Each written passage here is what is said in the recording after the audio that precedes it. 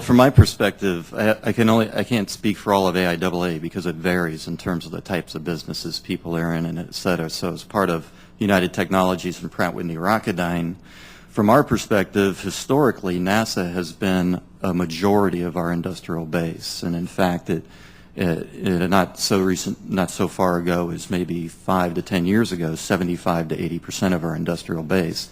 And over time, that's reduced down to say 50 or 60% of our entire workload and industrial base.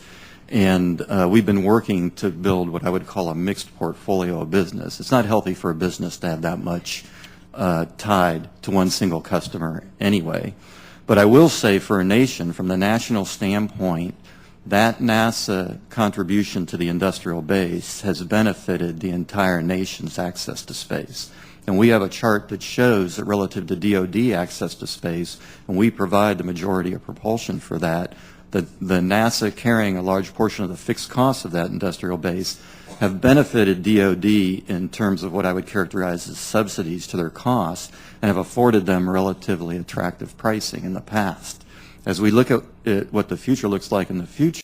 Wait, what? And liftoff of the United Launch Alliance Atlas V rocket carrying the NRO L-41 mission for the National Reconnaissance Office. Subsidized by NASA. And to keep these subsidies going, we're going to need to keep flying these.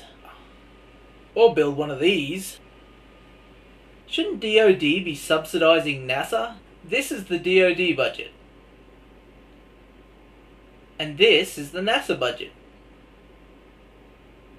In case you missed it, this is the DoD budget, $514 billion. This is the NASA budget, around $18 billion.